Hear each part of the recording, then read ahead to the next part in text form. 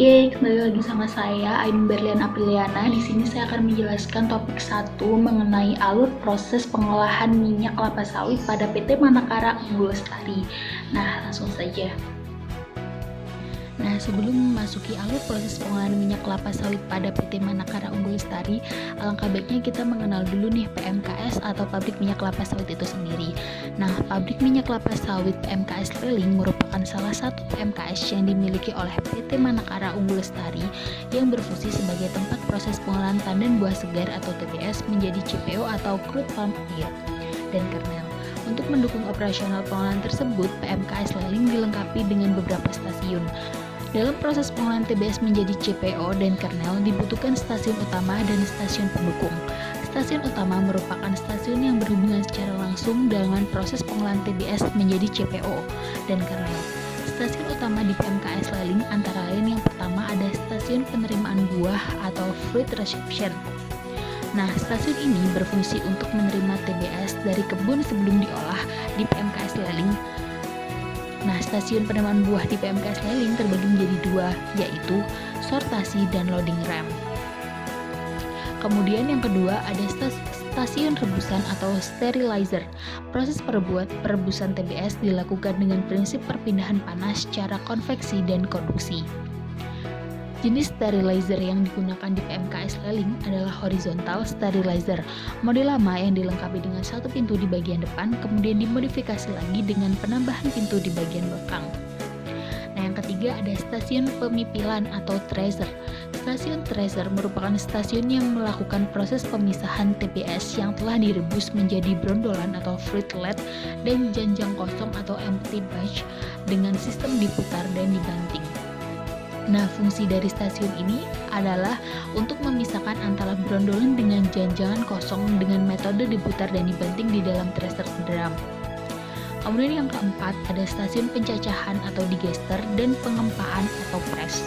Stasiun ini berfungsi sebagai tempat pengekstrasi brondolan menjadi CPO dan press cake, campuran antara fibre dan nut. Kemudian yang kelima ada stasiun pemurnian atau clarifier. Stasiun pemurnian atau klarifikasi bertujuan untuk menghasilkan CPO sesuai dengan standar, mendapatkan ekstraksi yang maksimum dengan melaksanakan kontrol yang optimal untuk memperkecil kehilangan minyak dan pemakaian biaya yang serendah mungkin. Untuk stasiun yang keenam atau yang terakhir yaitu stasiun nut dan kernel. Nah, stasiun nut dan kernel ini merupakan proses pencapaian efisiensi recovery kernel yang maksimal dengan kualitas produksi yang optimal dan losses yang minimal. Nah, itu semua adalah stasiun-stasiun yang berada di PMK. Halo, nama saya Rizky Makarim Agustiningsih, NIM R021709.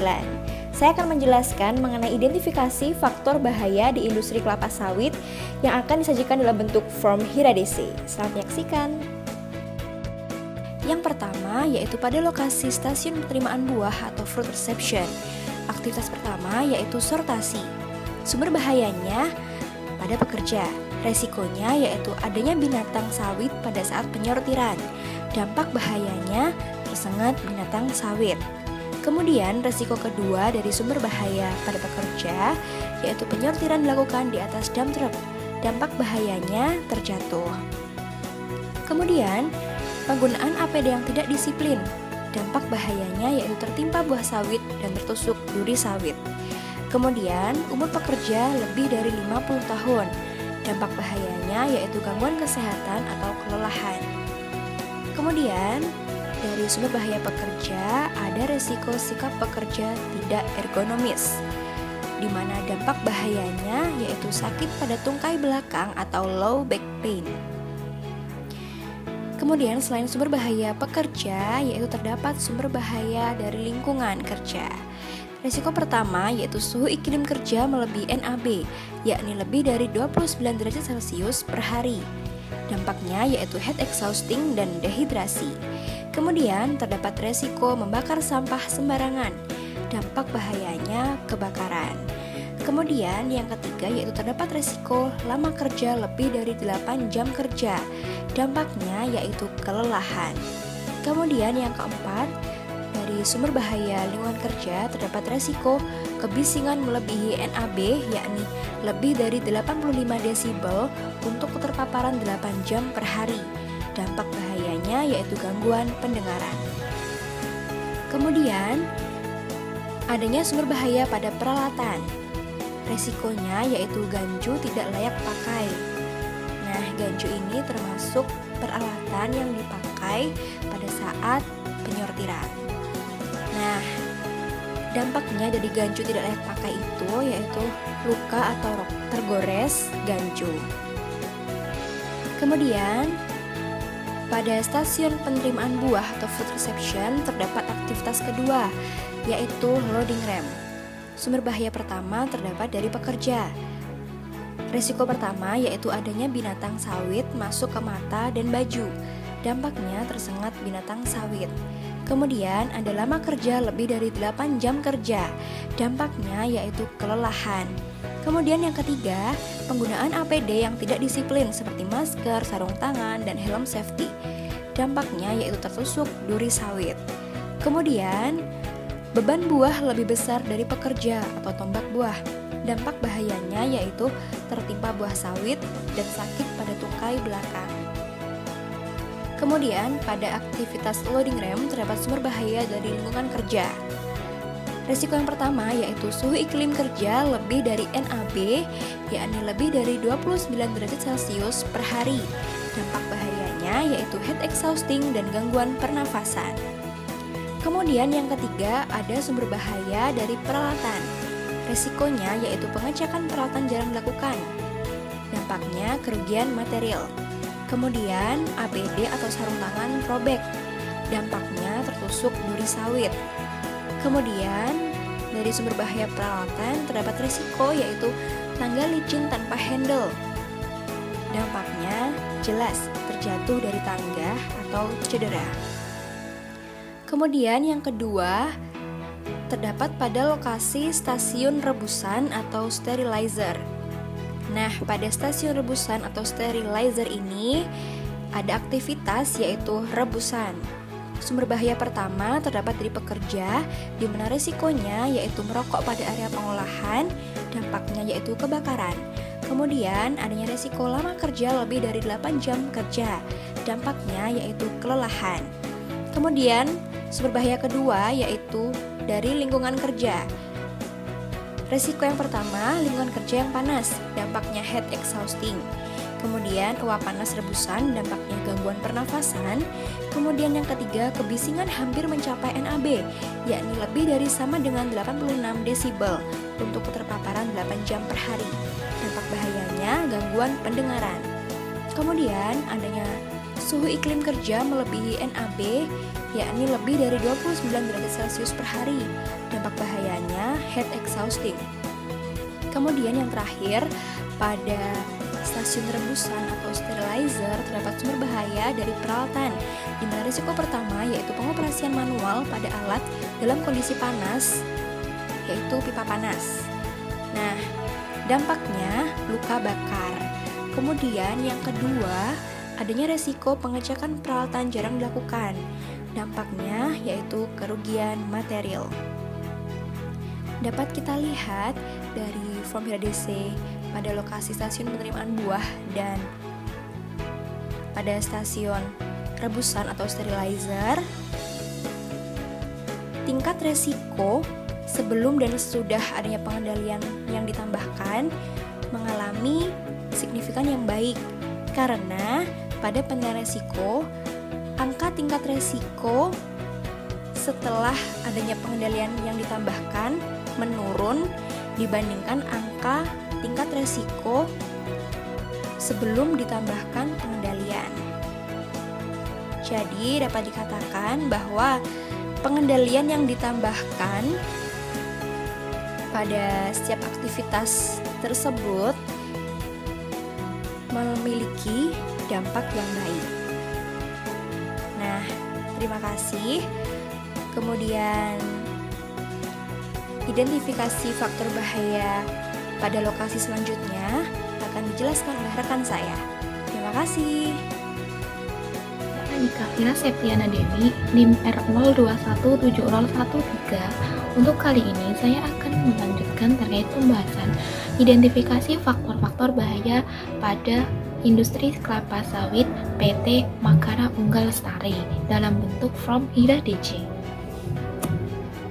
Yang selanjutnya yaitu berasal dari lokasi stasiun pemipilan atau yang bisa disebut thresher yang terdapat pada kegiatan tippler dan thresher. Nah, yang merupakan aktivitas yang rutin. Sumber bahayanya di sini dibagi menjadi dua, yaitu yang berasal dari pekerja dan berasal dari lingkungan kerja. Untuk risiko dari sumber bahaya yang berasal dari pekerja itu sendiri, yang pertama yaitu tangan terjepit lori dan tippler yang dapat menyebabkan luka robek. Yang kedua, tangan tersentuh langsung dengan panas lori yang dapat menimbulkan luka bakar. Yang ketiga, sikap kerja berdiri dalam waktu yang lama yang dapat menimbulkan turunnya semangat kerja, timbul kelelahan dan kecelakaan kerja seperti terjatuh tiba-tiba. Nah, yang untuk selanjutnya, sikap kerja saat menutup sliding pintu atau mesin putar. Dampak yang mungkin dapat timbul yaitu salah satu anggota badan atau bagian dari anggota badan sakit, cedera, ataupun luka. Yang selanjutnya, penggunaan alat pelindung diri yang tidak disiplin. Dampak yang dapat timbul yaitu kecelakaan kerja atau kelalaian yang berupa cedera atau luka. Untuk yang selanjutnya, sumber bahaya dari lingkungan kerja. Resikonya dapat berupa lingkungan kerja yang panas sehingga menimbulkan heat exhausting atau heat dehidrasi, kebisingan mesin yang melebihi nilai ambang batas yang menyebabkan gangguan pendengaran, suhu iklim yang melebihi nilai ambang batas yang menyebabkan heat exhausting atau dehidrasi, dan lantai licin yang dapat menyebabkan terpleset atau terjatuh yang menjadikan sakit pinggang atau kesleo. Untuk lokasi dari identifikasi bahaya selanjutnya berada pada stasiun pencacahan digester dan pengempaan pressure. Untuk kegiatannya itu sendiri berupa digester dan pressure, merupakan aktivitas rutin. Sumber bahayanya sendiri ini tergolong ke dalam faktor fisika yang berasal dari pekerja itu sendiri dan lingkungan kerja. Untuk pekerja sendiri, risikonya yaitu lama kerja yang melebihi 8 jam dapat menyebabkan kelelahan yang menyebabkan terjatuh, mengantuk, atau menjadikan tubuh tidak fit. Untuk yang kedua yaitu tidak menggunakan alat pelindung diri yang berupa masker. Dampaknya dapat menyebabkan gangguan pernafasan. Sedangkan sumber bahaya yang disebabkan oleh lingkungan kerja berupa kebisingan mesin yang melebihi nilai ambang batas yang dapat menyebabkan gangguan pendengaran. Dan selanjutnya yaitu suhu iklim kerja yang melebihi nilai ambang batas yang dapat menyebabkan heat exhausting atau yang dapat disebut dehidrasi. Nah, untuk kejelasan dan kelengkapan identifikasi faktor bahaya yang terdapat di industri sawit tertulis dalam bentuk form identifikasi HIRA DC, yang mana di dalam form identifikasi HIRA DC ini kelompok kami menentukan lokasi sumber bahaya itu sendiri, uraian aktivitas yang menjadi potensi bahaya, terus sumber bahaya yang mungkin terjadi, resiko yang ditimbulkan dari sumber bahaya, dampak bahaya yang timbul dari resiko bahaya, adanya pengendalian resiko yang sudah diterapkan, lalu penilaian resiko dari pengendalian resiko yang sudah diterapkan, serta adanya determining control yang berupa pengendalian yang perlu ditambahkan. Selain itu, juga terdapat penilaian resiko dari hasil pengendalian yang sudah ditambahkan itu. Nah, dari hal tersebut juga terdapat matriks dalam penilaian resiko itu, yang mana tingkat resiko dinilai dari severity dikalikan probability yang menghasilkan nilai resiko atau yang disebut tingkat resiko. Jika tingkat resiko bernilai 1 sampai 3, menunjukkan low risk, sedangkan jika nilai risikonya tingkat risikonya 4-8 menunjukkan moderate risk, sedangkan jika nilai risikonya 9-16 menunjukkan high risk. Perkenalkan, nama saya Putri Matul Saadah akan menjelaskan tentang identifikasi HIDA-DC pada stasiun pemurnian dan stasiun node dan kernel. Berikut penjelasannya. Nah, dapat dilihat pada poin kelima, di lokasi stasiun pemurnian terdapat aktivitas klarifikasi yang berupa aktivitas rutin bagi pekerja, di mana yang memiliki sumber bahaya yaitu pekerja, lingkungan kerja, serta peralatan. Di sini saya mengambil contoh sumber bahayanya yaitu pekerja dengan risiko lama kerja lebih dari 8 jam kerja seharinya. Dampaknya yaitu kelelahan serta low back pain bagi pekerja. Sedangkan perusahaan sendiri sudah memiliki pengendalian risiko yaitu berupa adanya shift kerja yang masuk dalam pengendalian administrasi yang menunjukkan saat dilakukan penilaian risiko pada peluang menunjukkan angka 2, dampak 3, serta tingkat resikonya yaitu menunjukkan angka 8 yang berarti ada pada resiko sedang atau moderate risk. Tapi tetap diperlukan adanya pengendalian tambahan berupa pemberian gizi tambahan bagi pekerja yang memiliki jam kerja lebih dari 8 jam kerja seharinya. Hal ini tentu bertujuan untuk menurunkan nilai tingkat resiko sebelumnya untuk menjadi 2 untuk peluang, 1 untuk dampak, serta 2 untuk nilai tingkat resiko yang menunjukkan angka rendah.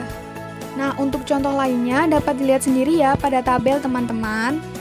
Kemudian, dapat dilihat pada poin ke-6, yaitu di stasiun node dan kernel. Terdapat aktivitas pemasakan node dan kernel yang merupakan aktivitas rutin juga nih. Dengan 3 sumber bahaya juga, yaitu pekerja, lingkungan kerja, serta peralatan. Di sini saya mengambil contoh pada lingkungan kerja. Terdapat resiko kebisingan lebih dari 85 desibel 8 jam per harinya. Dengan dampak yaitu gangguan pendengaran bagi pekerja.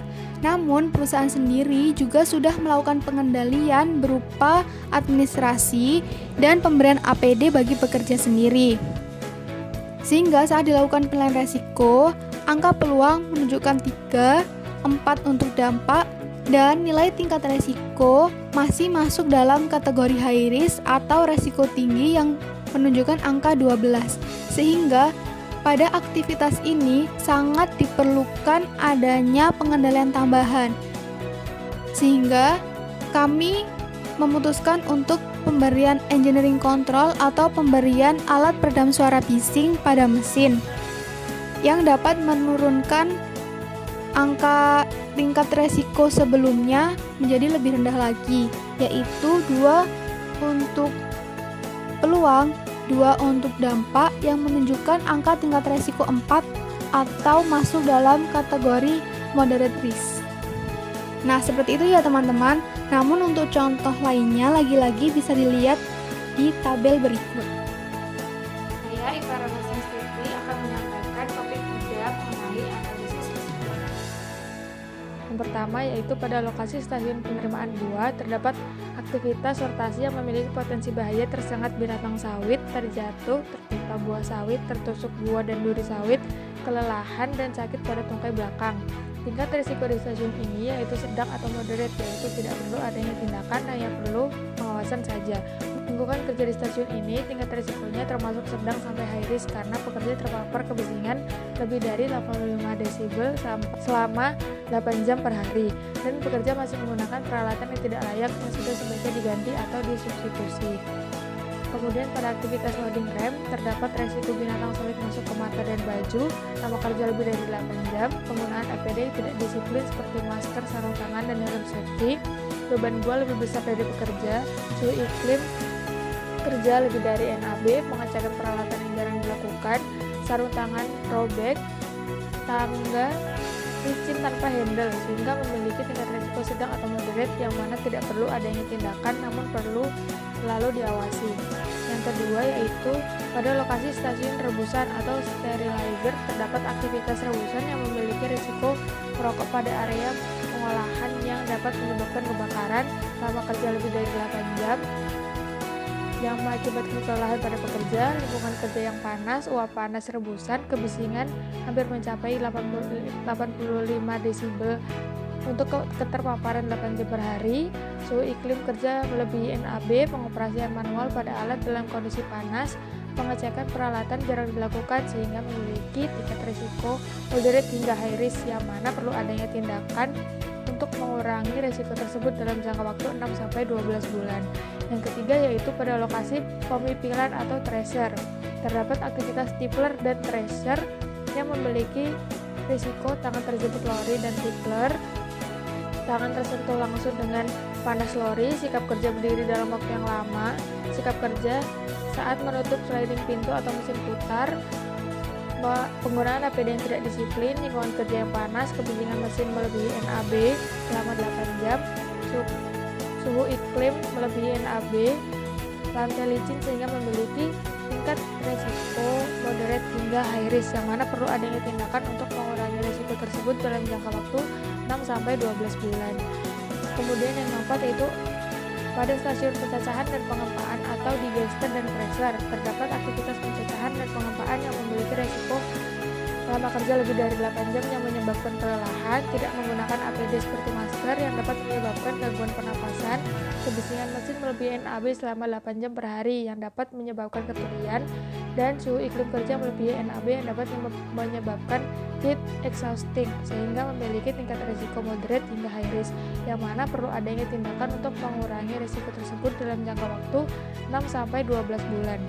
Yang kelima yaitu pada stasiun pemurnian atau clarifier, terdapat aktivitas klarifikasi yang memiliki risiko lama kerja lebih dari 8 jam yang menyebabkan kelelahan, kebisingan lebih dari 85 desibel 8 jam per hari, suhu iklim kerja lebih dari NAB, lantai atau tangga licin yang dapat menyebabkan pekerja terjatuh, panas peralatan dan pipa panas, getaran mesin yang dapat menyebabkan gangguan kesehatan, selang sedot air panas yang tidak safety, tidak terdapat pagar pengaman bakpit, tidak ada barrier pada mesin uap panas dan bak pompa sehingga memiliki tingkat risiko moderate hingga high risk, yang mana perlu adanya tindakan untuk mengurangi risiko tersebut dalam jangka waktu 6-12 bulan. Dan yang terakhir yaitu pada stasiun nut dan kernel, terdapat aktivitas nut dan kernel yang memiliki risiko lama kerja lebih dari 8 jam, sikap kerja yang tidak ergonomis dapat menyebabkan low back pain, penggunaan APD seperti sarung tangan, masker, dan earplug yang tidak disiplin, kontak langsung kulit dengan kalsium karbonat, kebisingan lebih dari 85 desibel 8 jam per hari, suhu iklim kerja lebih dari NAB, debu kernel yang dapat menyebabkan gangguan pernapasan, dan rantai motor terbuka yang dapat melukai pekerja, sehingga memiliki tingkat risiko moderate hingga high risk, yang mana perlu adanya tindakan untuk mengurangi risiko tersebut dalam jangka waktu 6-12 bulan. Terima kasih. Perkenalkan, nama saya Mega Dila Permatasari, NIM R02177063. Saya akan menjelaskan tentang topik 4 mengenai hierarki kontrol. Hierarki kontrol merupakan sesuatu yang dilakukan secara berurutan sampai dengan tingkat bahaya atau risiko yang dapat diterima. Hierarki kontrol ada 5, yaitu yang pertama ada eliminasi, yang kedua ada substitusi, yang ketiga ada rekayasa teknik, yang keempat ada administrasi, yang kelima ada APD. Nah, saya akan menjelaskan yang pertama, eliminasi. Langkah ini dilakukan berdasarkan hierarchy of control, yaitu dengan cara menghilangkan sumber bahaya. Misalnya, melarang adanya pembakaran sampah sembarangan, tidak boleh merokok di area pengolahan, dan menghilangkan bekas atau tetesan minyak yang berceceran di lantai. Yang kedua, substitusi. Langkah ini dilakukan berdasarkan hierarchy of control, yaitu dengan mengganti material dan mesin yang lebih tidak berbahaya atau lebih aman. Misalnya, mengganti gancu buah yang bengkok atau rusak dengan gancu yang layak pakai atau baru. Mengganti selang air panas dengan selang yang terkhusus digunakan untuk penyemprotan air panas. Nah, yang ketiga, rekayasa engineering. Langkah ini dilakukan berdasarkan hierarchy of control, yaitu memodifikasi desain atau mengubah tempat kerja, peralatan, atau proses kerja. Misalnya, memasang atau membuat atap pada area sortasi pada saat penyortiran, memasang handle pada tangga yang berada di bawah kontrol panel loading rem, pemberian pelindung anti panas pada mesin yang dapat mengakibatkan luka bakar. Yang keempat, ada administrasi. Langkah ini dilakukan berdasarkan hierarchy of control, yaitu membuat beberapa sistem berupa prosedur untuk memastikan pekerjaan dilakukan secara aman. Misalnya, melakukan pemeriksaan kesehatan secara berkala pada seluruh pekerja, melakukan pengurangan jam lembur pada pekerja, utamanya pada bagian pengolahan, membuat prosedur atau instruksi kerja secara aman yang wajib dipatuhi dalam pengoperasiannya. Nah, yang kelima ada alat pelindung diri. Langkah ini dilakukan berdasarkan hierarchy of control, yaitu pengendalian terakhir, yang dilakukan perusahaan yang mengurangi tingkat resiko pada pekerja dengan menggunakan peralatan yang spesifik dari paparan bahaya, tertimpa, terjatuh, terjepit, luka, cedera, kebisingan, dan panas. Misalnya, perusahaan menyediakan safety helmet, safety goggle, earplug, masker, safety glove, safety shoes, dan foot protector apron. Dalam Peraturan Menteri Tenaga Kerja Nomor per 05 Men/1996 telah mewajibkan perusahaan harus merencanakan, manajemen, dan mengendalikan kegiatan-kegiatan produk barang dan jasa yang dapat menimbulkan risiko kecelakaan kerja. Perkenalkan, nama saya Kristina Oktaviani dengan NIM F02107029. Di sini saya akan menjelaskan mengenai tugas praktikum manufaktur topik 5, yaitu tentang peraturan perundangan dan permit to work di industri kelapa sawit. Ya, jadi pada topik ini kita akan membahas tentang peraturan perundang-undangan yang perlu diperhatikan dalam industri kelapa sawit. Yang pertama yaitu Undang-Undang Nomor 1 Tahun 1970 tentang Keselamatan Kerja. Yang kedua, Peraturan Pemerintah Nomor 50 Tahun 2012 tentang penerapan sistem manajemen keselamatan dan kesehatan kerja. Yang ketiga, Peraturan Menteri Tenaga Kerja Nomor 5 Tahun 2018 tentang keselamatan dan kesehatan kerja lingkungan kerja. Dan yang keempat, yaitu Peraturan Menteri Tenaga Kerja Nomor 38 Tahun 2016 tentang keselamatan dan kesehatan kerja tenaga dan produksi. Yang kelima, yaitu Peraturan Menteri Tenaga Kerja Nomor 18 Tahun 2016 tentang Dewan Keselamatan dan Kesehatan Kerja. Dan yang lainnya teman-teman bisa sendiri. Di sini banyak tertera peraturan perundangan yang mengatur tentang leasing ada, tentang penanggulangan kebakaran juga ada, dan yang masih banyak lagi.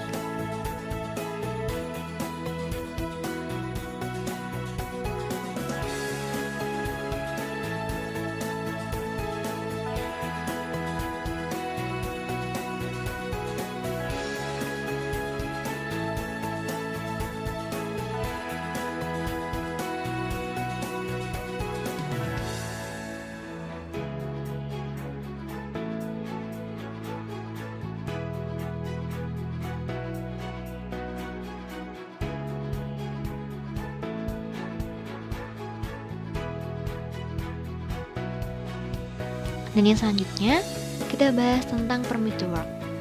Apa permit to work itu? Yaitu sebuah sistem izin bekerja tertulis formal yang digunakan untuk mengontrol jenis pekerjaan tertentu yang berpotensi bahaya, yang diperlukan untuk mengendalikan dari potensi bahaya yang berhubungan dengan pekerjaan. Lalu, kemungkinan digunakan dalam industri kelapa sawit yaitu pada umumnya yang pertama, yaitu hard work permit, yang dimana izin kerja untuk pekerjaan yang menghasilkan api atau menggunakan api di mana lokasi pekerjaan tersebut berdekatan dengan bahan yang mudah terbakar. Ada pada saat proses produksi yang menghasilkan sumber panas seperti boiler, pelelehan, atau produksi lainnya. Juga dalam proses sterilisasi yang dimana potensi bahaya dapat terjadi seperti luka bakar dikarenakan suhu yang sangat tinggi. Dan berikut ini adalah contoh dari farm work permit. Teman-teman bisa lihat sendiri di sini banyak sekali listnya, dan di sini bisa dicentang oleh pekerja. Dan yang kedua yaitu electric work permit, yang dimana pekerjaan yang berkaitan dengan listrik di industri kelapa sawit ini baik proses produksi maupun pengecekan aliran listrik. Di sini dapat dilihat sendiri teman-teman, ada contohnya yaitu di bawahnya. Kita lihat di sini terdapat list yang harus dicentang seperti itu. Yang ketiga yaitu izin bekerja di atas ketinggian. Izin kerja yang diberikan kepada pekerja yang akan bekerja di atas ketinggian yang dilakukan, di mana akses ke tempat kerja harus menggunakan personal basket atau tanpa tangga. Dan ini adalah contohnya teman-teman. Di sini ada contoh form dari izin bekerja di ketinggian. Yang terakhir yaitu entry permit, di mana surat izin kerja memasuki ruang terbatas ini diperlukan apabila melakukan pembersihan tangki boiler dan boiler dalam keadaan dingin, tidak terdapat tekanan panas seperti itu.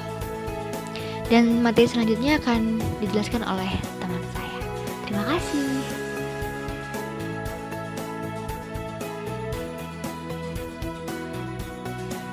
Saya Diotari Widyasumantro akan membahas topik 6, yaitu membuat program untuk mengurangi risiko bahaya tinggi dengan menggunakan metode PDCA.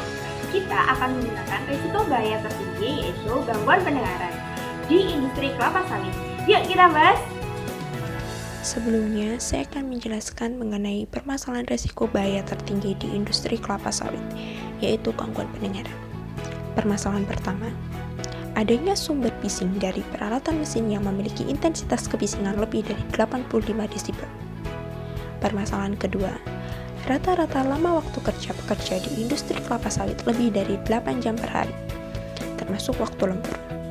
Permasalahan ketiga, masih banyaknya pekerja yang belum memakai APD dengan benar dan baik. Nah, untuk mengurangi risiko bahaya tersebut, dapat dilakukan upaya sebagai berikut. Penyusunan program menggunakan metode PDCA. Selanjutnya, saya akan menjelaskan mengenai penyusunan program menggunakan metode PDCA, Plan, Do, Check, dan Action. Berikut adalah penjelasannya. Metode yang pertama yaitu Plan atau perencanaan program dapat dilakukan sebagai berikut. Yang pertama, penetapan waktu kerja 8 jam kerja bagi pekerja yang terpapar kebisingan dengan intensitas kebisingan lebih dari 85 desibel. Yang kedua, pemeriksaan kesehatan secara berkala bagi pekerja.